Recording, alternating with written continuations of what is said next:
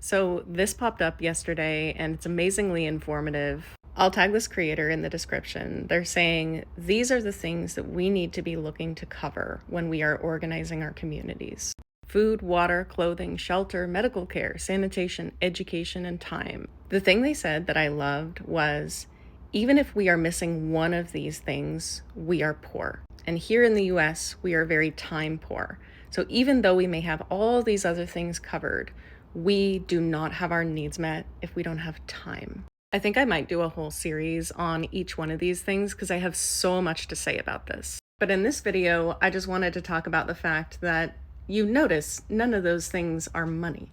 Money is not a need that you have.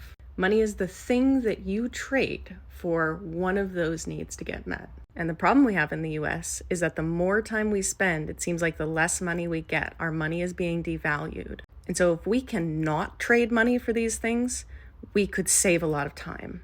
I think that we could feasibly find ways to solve these problems, at least temporarily, without money. You know who can't survive without money?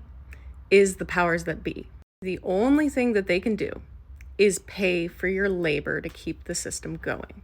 They have piles and piles of cash, and the only way that they know how to operate is by paying for everything. So they are very vulnerable to if the currency becomes unstable. They are very vulnerable to strikes. They cannot take you to jail for deciding not to go to work. They can arrest you for demonstrating, but they will never be able to prosecute you for deciding not to go to work anymore. I'll talk more about how I think we can access each one of these things without money. But for now, I want to say, if we can deprive the system of money, it will fall apart very quickly. And money is not evil, but the current systems that it energizes and that it runs through are. Somebody said yesterday of the boycotts, black capitalism is not going to save us. The way that the money is running through the system, the way that the hierarchy is set up, is violent such that whoever benefits from it is still enacting a structurally violent system. So we will eventually need to build a new money system that is respectful of the environment, respectful of the individual human spirit and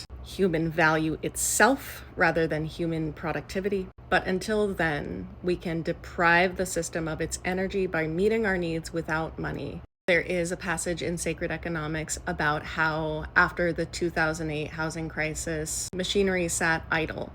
All the means of production were there except for the energy that animates them, which was the money. If we organize right and if we support each other, we will not suffer without money. We can't eat it, but the powerful will suffer. They absolutely will.